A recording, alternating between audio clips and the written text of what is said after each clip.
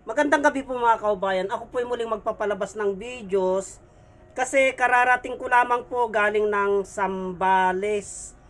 At bago po ako umuwi ay dumaan po ako sa kabukiran at nanguha ng mga halamang gamot para may palabas po ako dito sa aking Facebook at sa YouTube. Mga kaubayan, itong halamang gamot na ito ay napanood na ninyo sa aking mga videos, pero ibang klase naman ito. Ito po ay yung tinatawag din naming tantandok.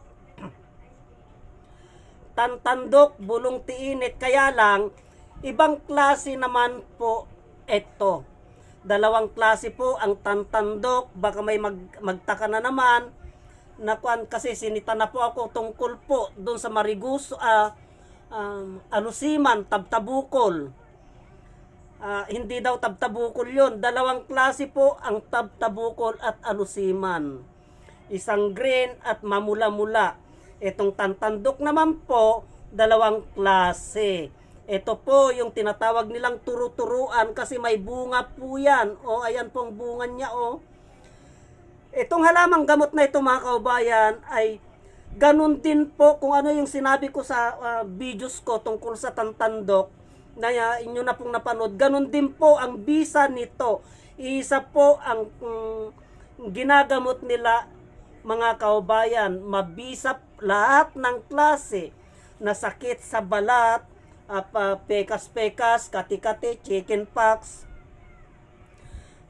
eczema, yung nagnas na laman dun sa may paa, kaya niya pong gamutin yan mga kaubayan. Ang proseso po niyan, pati ugat, pati dahon, pati katawan, pati bunga, pinipit-pit po yan mga kaubayan, pinipit-pit, pinakakatas, at itinatapal po doon sa may parte ng kamay, paa, o katawan, ikinukuskus po yan sa may parte ng balat natin na kinakain ng mga virus, yung mga kati-kati po natin na ganyan. Sa kahit saan dyan, kahit dito, kahit puno na po, kahit nagtutubig na yan, kahit butas-butas na yan, kahit nagnanaknak na yan, kahit nakikita na po yung buto.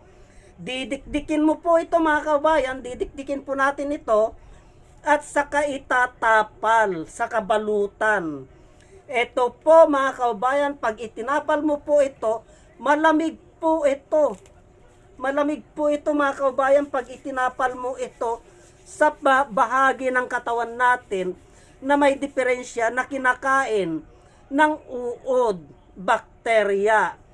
Mga kaubayan, malamig po yan. Pero pag itinapal mo po yan doon sa may parte ng katawan natin na may diferensya, malamig na itinapal mo, maya-maya konti, kakati ng kakati po yan. Bakit po kaya kakati?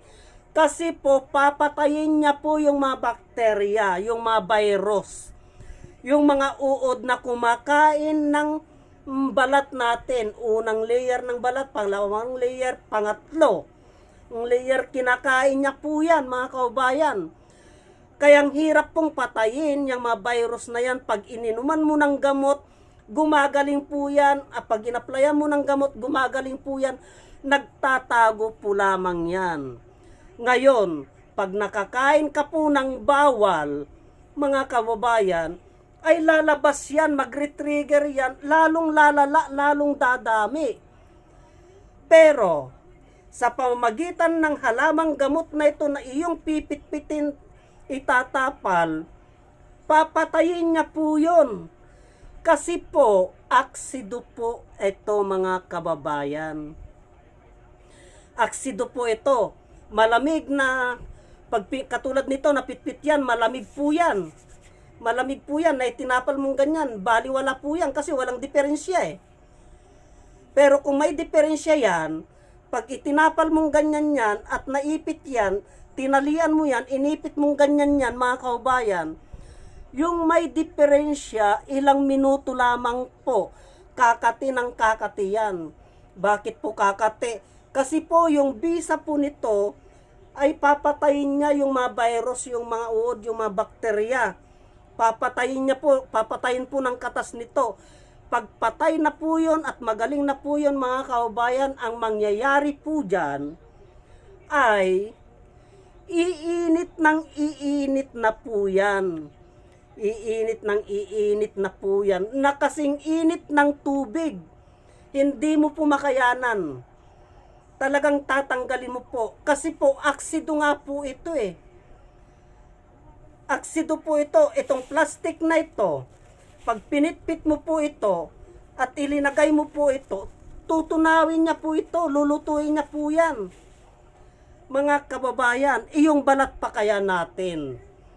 Ganon, kaya kung may mga virus, may mga uod na nagtatago sa may balat natin, sa loob ng balat natin na kinakain niya, papatayin niya po yun. Pag namatay po yun, magaling na po yun pag uminit po yun. Ngayon, doon po lilinisan na po yun, lalanggasan na po yun. Lagyan na ng betadine, gagaling na po yun.